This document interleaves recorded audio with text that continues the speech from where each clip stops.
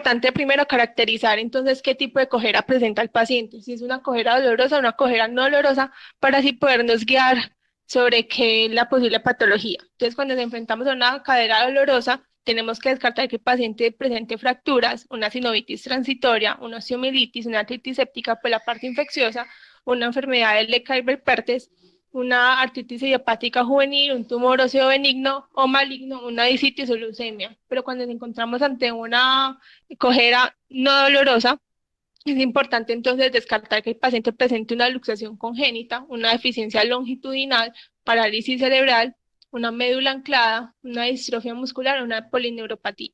En este caso, entonces, nos centraremos en la enfermedad de Leber-Perthes.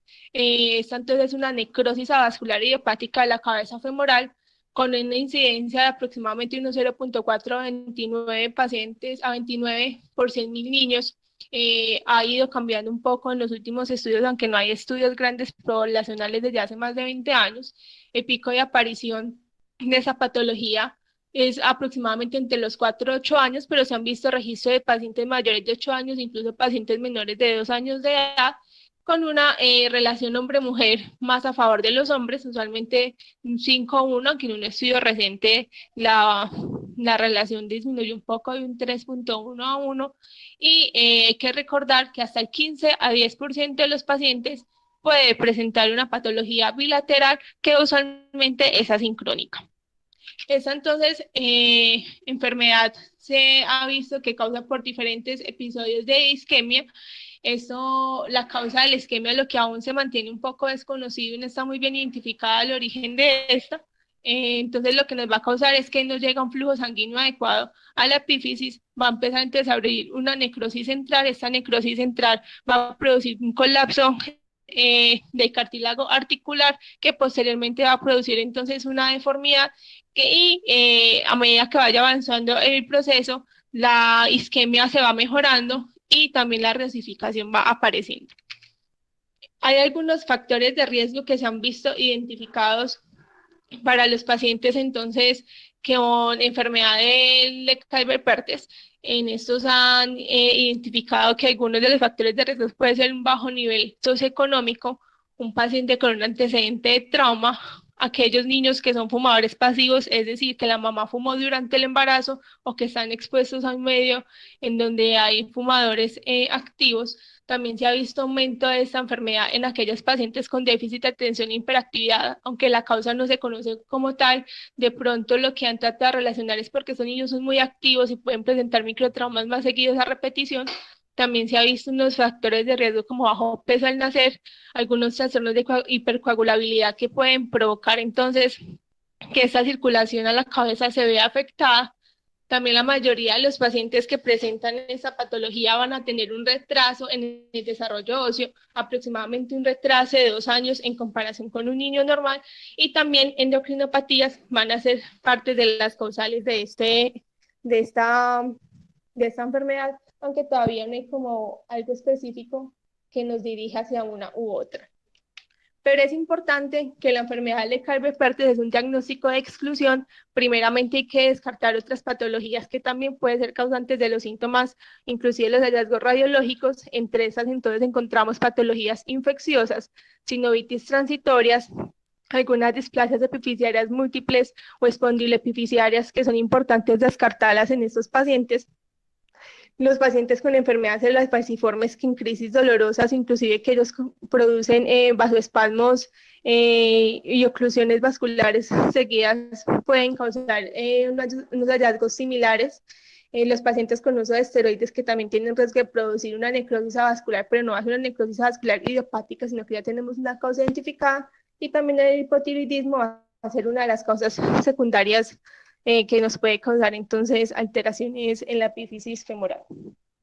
Con respecto a los hallazgos clínicos, encontramos entonces que primero debemos evaluar el niño cómo deambula. Vamos a encontrar entonces una cojera tipo Trendelenburg con un signo de Trendelenburg positivo. Este va a ser un poco más común que el otro. Recordemos entonces que el signo de Trendelenburg es diferente a la cojera. El signo se hace con el paciente en bipedestación y vemos una caída de glúteo contralateral. Vamos a también a revisar los arcos de movimiento. Recordemos entonces que la abducción y la rotación interna va a ser de los primeros hallazgos que vamos a ver perdidos.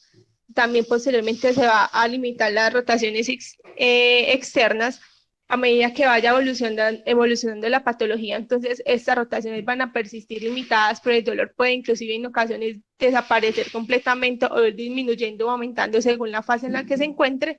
Y al finales de la fase de la patología, entonces vamos a encontrar una contractura, una aducción y una flexión, lo que nos va a llevar entonces a una discrepancia de longitud de la extremidad.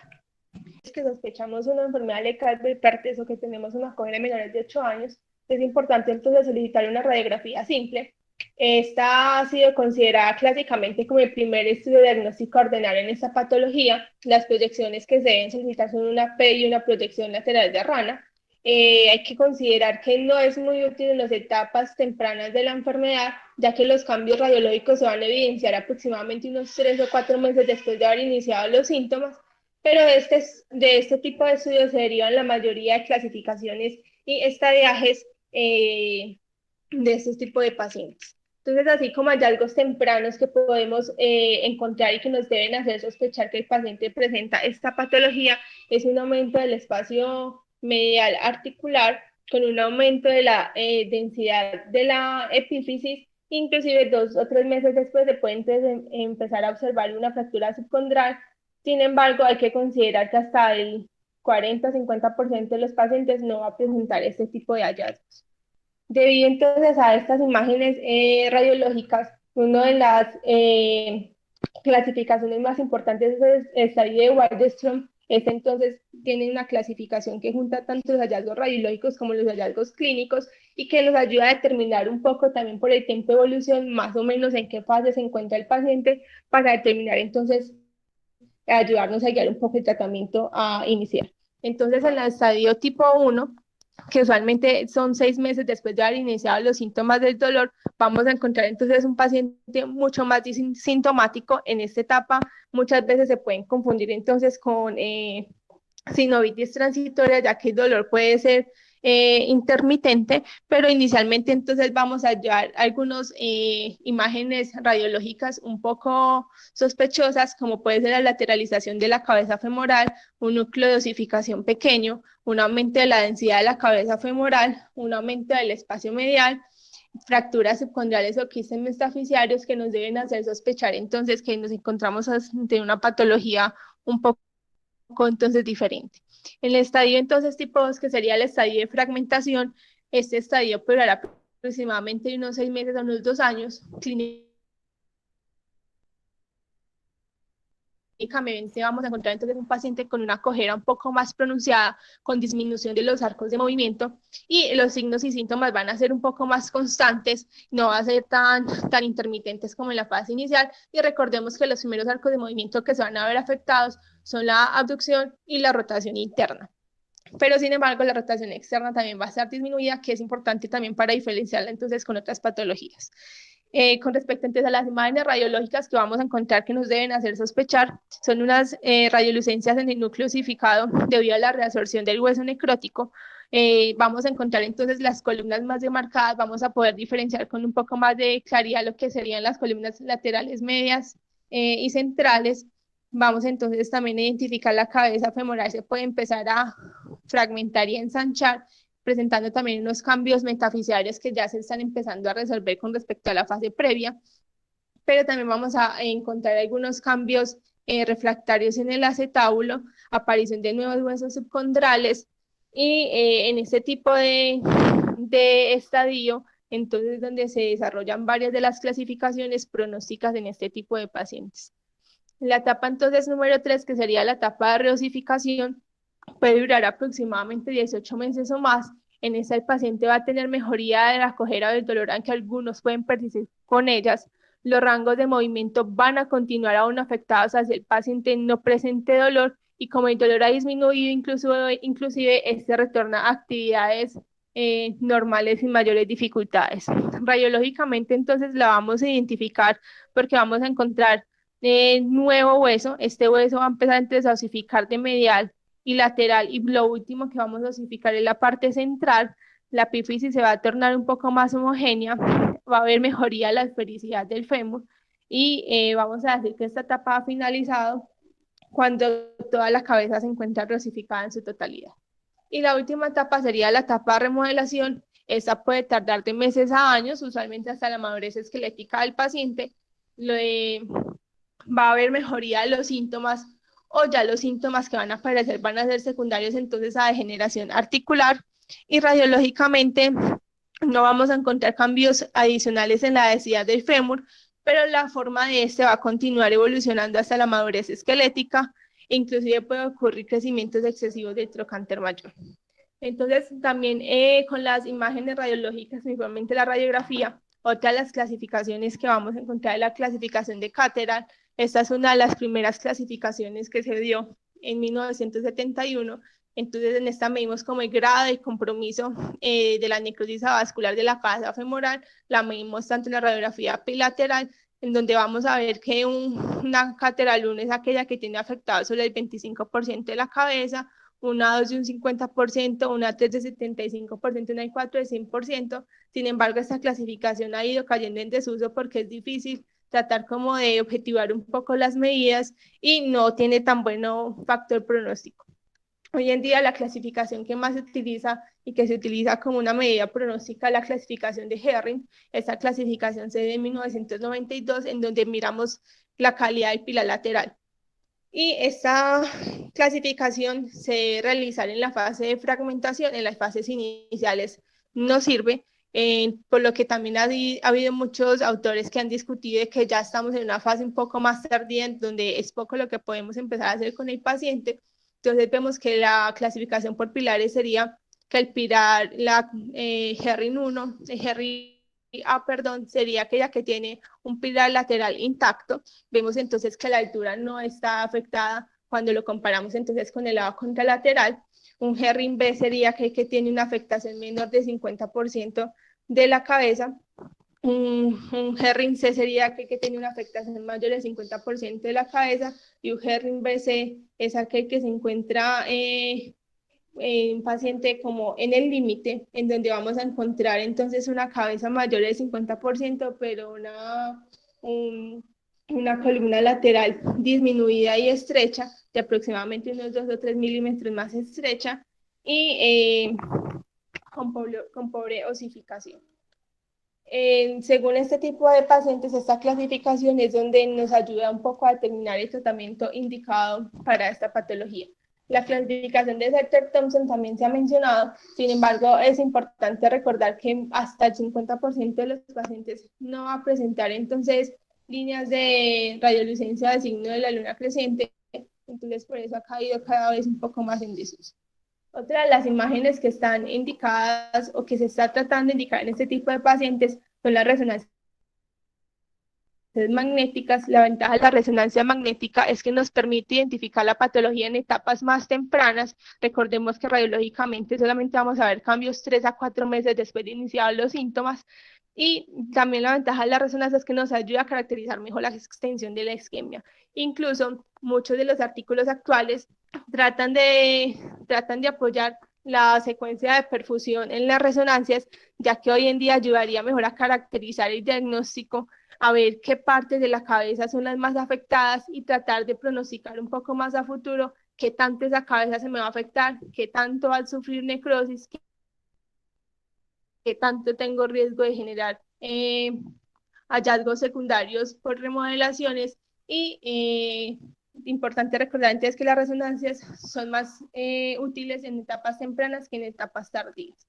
Con respecto entonces a la artrografía, este método se usa más que todo intraquirúrgicamente, ya que nos permite evaluar la cobertura de la cabeza y la movilidad de esta entre el acetábulo de una manera más dinámica, que nos ayuda después a definir posibilidades de tratamientos. Entonces encontramos que debemos evaluar el grado de deformidad de la cabeza femoral y la pérdida de la congruencia articular que encontramos en esta, como han mencionado en múltiples ocasiones, la edad de inicio es un factor importante. Se ha visto que aquellos pacientes que comienzan con la patología en menores de 6 años usualmente van a evolucionar muy satisfactoriamente si llegando a un Stulberg 1 o 2 sin realizar entonces ningún tratamiento adicional. También es importante evaluar la extensión de la fractura subcondral para según la presencia de esta, si es mayor de 50% o no es mayor de 50%.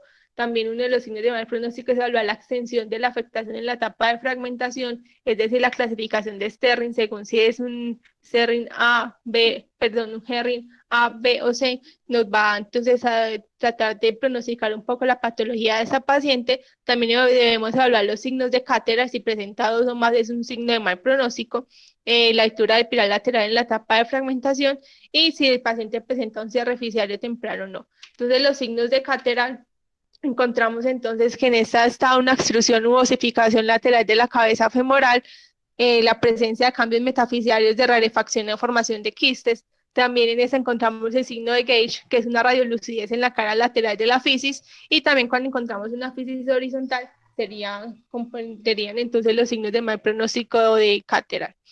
Con respecto entonces a la clasificación de Stolberg, que la hemos mencionado en varias ocasiones, entonces en esta divide la cabeza en 5 grupos.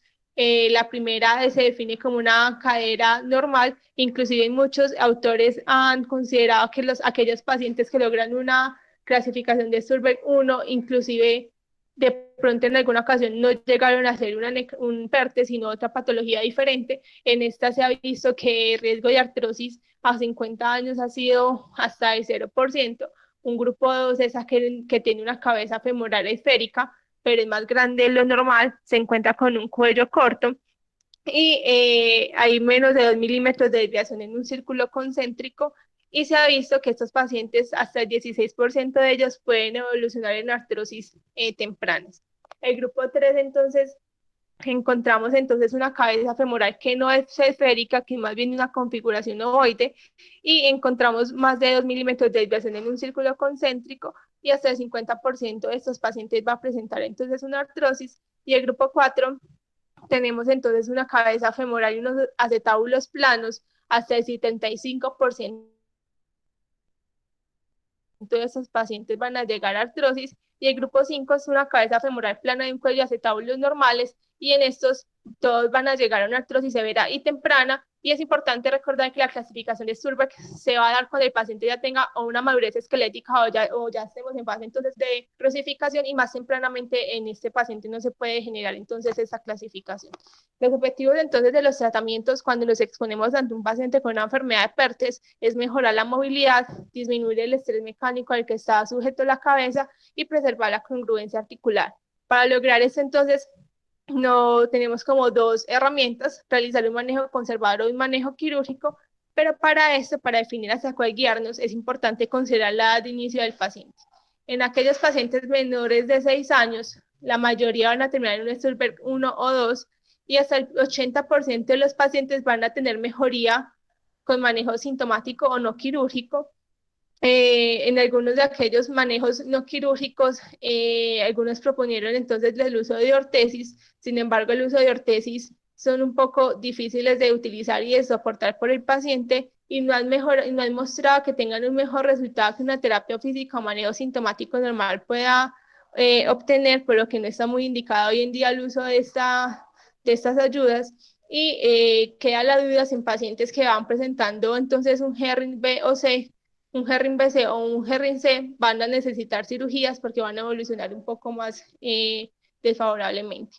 En aquellos pacientes de 6 a 8 años, los estudios pues ahí tienen estudios con resultados poco claros. Hay dos grandes grupos que nos presentan un poco cosas contradictorias uno del otro. Uno es el grupo de Wick, en donde mostró entonces que los pacientes presentaban mejores resultados cuando eran sometidos a cirugías de contención que cuando los comparaban con un tratamiento conservador solamente, mientras que el grupo de Pertes no encontró ninguna diferencia entre si se hacía el manejo quirúrgico o el manejo conservador. Sin embargo, es importante recordar que entre más temprano se instaure el tratamiento, mejor va a ser el resultado. Recomiendan que los tratamientos se instauren en una etapa temprana o en una etapa de fragmentación. Más tarde no vamos a obtener unas buenas mejorías, así como tratando entonces de llevar un poco a aquellos pacientes que tienen un Herring A o un Herring B. Se recomienda entonces realizar un tratamiento conservador, y un Herring B, C o un Herring C, se recomienda entonces realizar procedimientos de contención como osteotomías pélvicas o femorales. Y en aquellos pacientes mayores de 8 años tienen peor pronóstico de por sí en esta patología, pues, casi que todas van a requerir entonces intervención quirúrgica, pero la mejoría de esa intervención quirúrgica va a estar determinada por el grado de afectación de la columna lateral. Aquellos pacientes con un Herring B o BC van a tener una mejor intervención, una mejor evolución cuando se realiza intervención quirúrgica, y aquellos pacientes con Herring C básicamente no se van a beneficiar gran cosa de las intervenciones de contención. Y es importante recordar que incluso aunque hagamos una intervención de contención temprana, solo el 41% que se le realizan osteotomías de pelvis y un 62% que se le realizan osteotomías femorales van a alcanzar un Sturberg 1 o 2, el resto van a llegar a un Sturberg de una cabeza anesférica. Y en muchas ocasiones lo que ya debemos tratar con estos pacientes mayores de 8 años son las secuelas de esta patología. Entonces, a grosso modo, entonces en los pacientes debemos catalogar la edad del inicio de los pacientes, es una edad temprana, es una edad temprana, y según el grupo entonces de la columna lateral de la clasificación de Herring, aquellos entonces un grupo A, no importa que se les haga, van a tener un buen resultado. En aquellos grupos de Herring B, en menores de 8 años, no importa qué tratamiento se haga, va a tener un buen resultado, mientras que mayores de 8 años, si no se opera, va a tener un mal resultado, pero si se opera va a tener un mejor resultado. Entonces, reciban la clasificación de Stulberg. Las DC en menores vamos a tener entonces un buen resultado si se opera o no se opera, mientras que si no se opera en mayores de 8 años van a tener un mal resultado, y aquellos Herring B, no importa que se les haga, por lo general van a tener el mismo resultado y vamos a tener que tratar son las secuelas de los pacientes. Con respecto entonces a los manejos quirúrgicos que tenemos cirugías de contención o de salvamento. Las de contención, el objetivo entonces es prevenir la deformidad de la cabeza femoral. Busca entonces lograr una posición de contención de la cabeza. Esta se va a lograr con una abducción y una rotación interna hasta que la epífisis femoral se ubique dentro de la línea de Perkins, y es importante evaluar primero la abducción del paciente. Para poder realizar estos procedimientos necesitamos una abducción mínima de 30 grados, por lo que es importante realizar entonces las arteriografías intraquirúrgicas para ver entonces cómo se ubica, si logrando entonces el movimiento de la cabeza logramos una adecuada centralización. Si no, no es recomendado este procedimiento. En estas entonces tenemos las osteotomías varizantes femorales y las osteotomías pélvicas. La osteotomía varizante femoral entonces estimula el crecimiento femoral, promoviendo así la remodelación de la cabeza, y es importante recordar que no se recomienda modificar el ángulo cervicodiafisiario más de 10 o 15 grados, y que este ángulo debe ser mayor de 105 grados para lograr entonces una buena respuesta. En las osteotomías pélvicas tenemos como dos grandes osteotomías pélvicas, que sería la tipo Sarri, la tipo Salter o la triple osteotomía. Está recomendada principalmente en niños mayores de 6 años, y tenemos que tener en consideración que puede producir pinzamientos residuales por el cambio entonces de la configuración acetabular. Mientras que las cirugías de salvamento están recomendadas en aquellos pacientes que tienen una deformidad en silla de montar, una abducción mayor a 30 grados. Dos grandes técnicas serían el Mizuno y el Chiari, pero cada vez el Chiari está tendiendo más a su desuso. Con respecto entonces a la terapia de bifosfonatos de agentes anabólicos, también se ha visto entonces que disminuye la resolución ósea limitando la osteoclastogénesis, retrasando entonces así la reabsorción de hueso necrótico, disminuyendo la deformidad de la cabeza femoral en modelos animales, pero sin embargo no se encuentra aprobada por la FDA para esta patología, así que todavía en ninguna de las vías aparece como una indicación